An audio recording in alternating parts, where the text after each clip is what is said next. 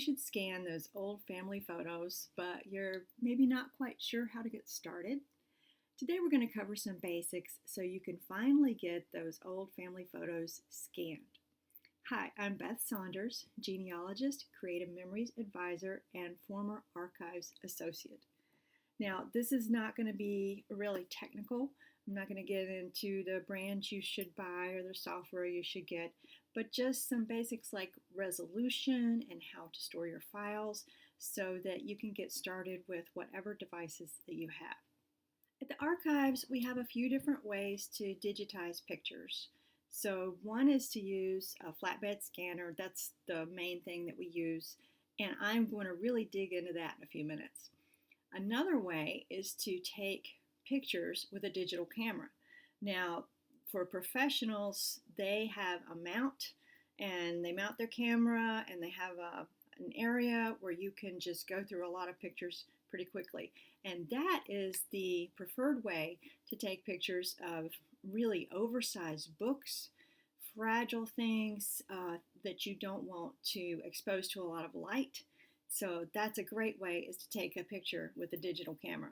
We do use light when we use scanners, but you're going to do that once. You're going to store the file, and then you're going to protect your original in a good, safe archival place, and you're going to use your copy more often. So that's a good way to use the light just once. The third way is to scan with a printer, but we just use that for documents and book pages. We don't use that for photos. Please, please, please don't use your all-in-one printer to scan your pictures. For one thing, it's generally going to make a PDF file, and that is not a photo file. That's for documents. That's what it's designed to copy. And you're generally not going to be able to choose any settings like resolution. So don't use your all-in-one printer as your scanner when it comes to your old family pictures. A popular way to scan pictures these days is with an app on your phone. Specifically, I've been hearing a lot about PhotoMine. I have not tried it, but I have looked at a lot of the reviews, and basically people who have the paid plan are very happy with it. You can go through a lot of photos quickly and easily. The people who have tried the free plan complain a lot. Apparently PhotoMine has been charging them anyway, or some people have tried to get a month and they've been charged for a year. It's just, I think, a little difficult to go in and get exactly the settings that you want. So I didn't want to do a paid plan right now. I might try that in the future. But one of the disadvantages, so the advantage is speed and ease. That's great. But one of the disadvantages is if you're limited to the resolution of your phone's camera.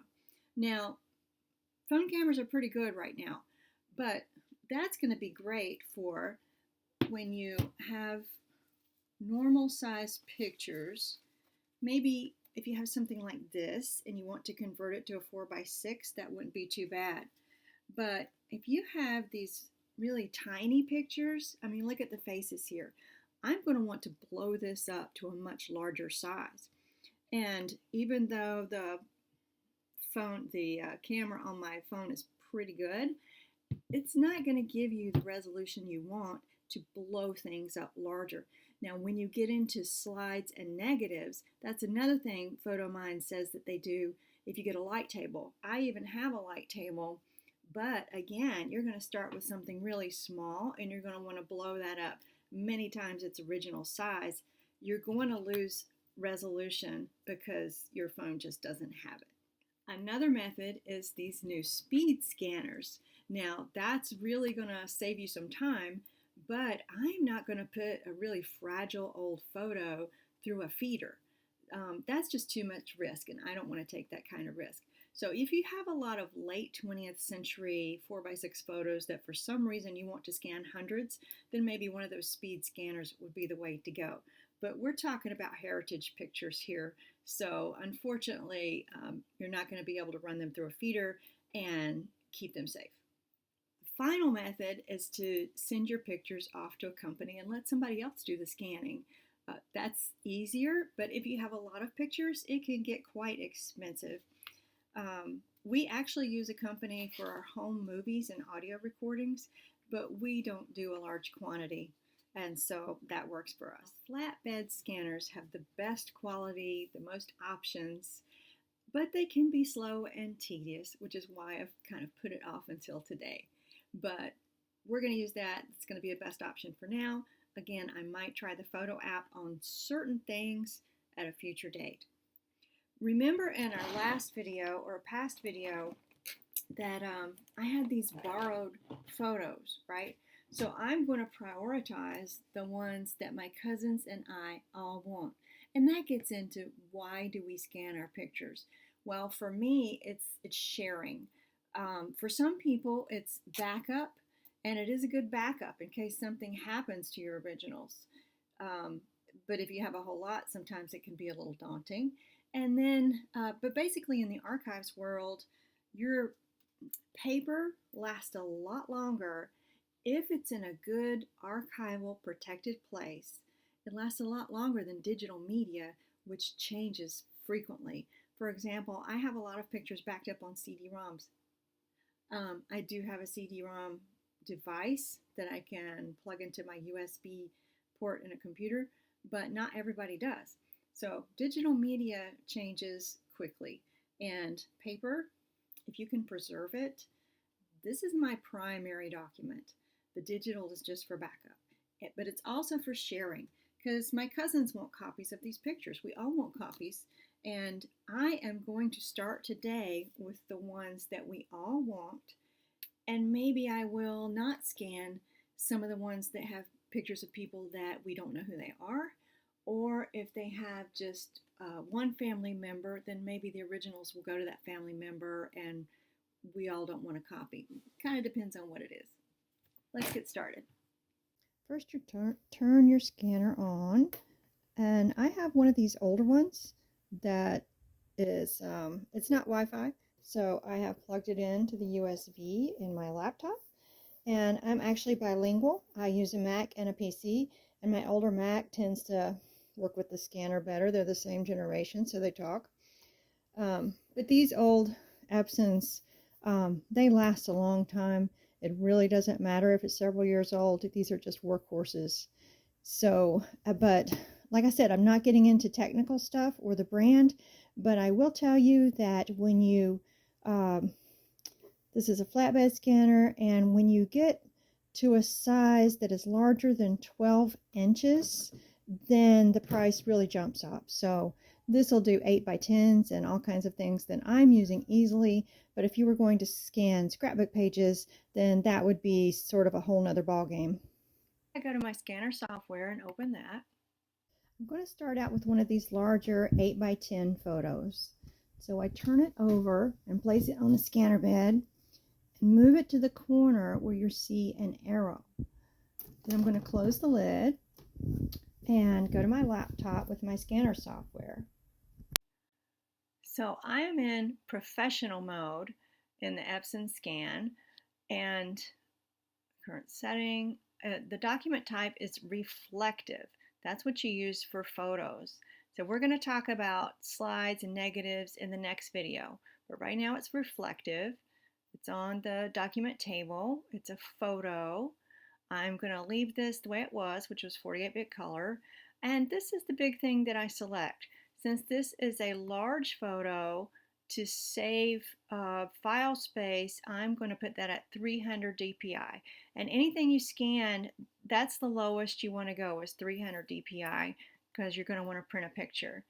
I'm going to see target size, original, and this is the scan button. For some reason there's a little glitch and you can't see it, but I'm going to hit preview so that I can select my size. So you see this preview window comes up, and I don't see any kind of selection box up right now, so I'm going to click one of these buttons over here, and now you see it. You see this sort of moving dotted line. Well, I am going to select it and move it out to the edges of the picture. And if you want, you can trim off any white borders if you want to. That's okay. Just keep it consistent. So I'm going to do the whole thing, and that's the way I like it now. I'm going to go over here and hit the scan button, and then I'm going to change the file name. First, I'm going to choose where it's going to go. Right now, it's going to go to my desktop, and that's okay because I'm going to drag it to my external hard drive. I could just put it in pictures or documents, or I could choose and browse to the folder where I want it. So right now the desktop is fine. If you want long-term storage, then you want to do a TIFF file, multi-TIFF, TIFF. I'm not really sure what the difference is, but you can always change your TIFF file to a JPEG file, but I don't think you can do the reverse. So this is more stable storage. Whereas when you do a JPEG file, every time you move it to another device, you're going to lose a little bit of the data. And there you go. Desktop Finder popped up, and it's in frankanddaisy001.tif. Now, I forgot to tell you another naming convention I suggest you do as you go is to make sure the files, to rename the files as you go, but also to put the resolution in the file name. So this is Frank and Daisy, well, let me change that, 001, in case I do several, underscore 300, and it's .tiff. So now I know when I'm just looking at the file that it's going to be 300 dots per inch resolution. Now we're going to scan one of our smaller photos. So in the same way, we put that on the scanner. And actually, you could scan a lot of photos at once, but then you would have to crop them and edit them and rename them. So I'm just going to put one on the scanner at a time. And then we'll go back to our software, and you see we have the old preview up, and I am going to do a new preview. You just have to wait for it.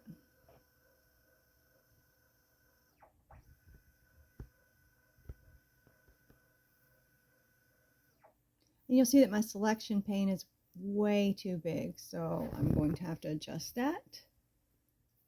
So I've adjusted the selection, and the big change here is I don't want 300 dpi. I'm going to want to blow this tiny little picture up. So, and most of your pictures, like in the archives, we save them at 600 dots per inch TIFF, but this is a tiny little picture, so I'm going to want it maybe 1200. There are a lot of little faces in there. So this is going to be a large file, but that way I'll be able to blow it up and you'll see all the faces. So then I hit scan. And I'll just leave it Frank and Daisy, but I'm going to rename it later. It's still a TIFF file, and I'm going to hit go. So it popped up here, Frank and Daisy 02, and actually I'm going to change the name to Manus Family. I'll leave the 02, I'll make it 01, and then it is at 1200. So I'll go back in later if I want to and change it to a JPEG if I want to share it with people, or make it smaller files to share with people, put on social media, anything like that. And the way you can do that is you can open it, use whatever preview kind of thing that you have on your computer. Look at this. This is my great-grandmother, my grandmother, my great-grandfather, and that's probably my aunt, and I'm not sure who this is over here. That could be my mom, but I don't know who the baby is. Anyhow, that's pretty awesome. But I could hit File, let's see, I want to hit Duplicate.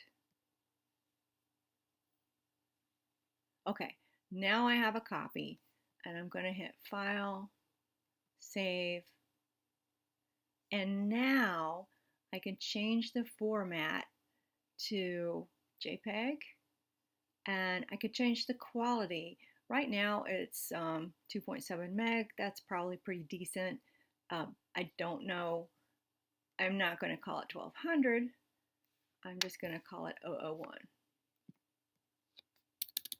And it should have the JPEG suffix on it. So that's a way to have a smaller file that you can share with people. And I've still got my quality file here that I'm going to keep as my archive.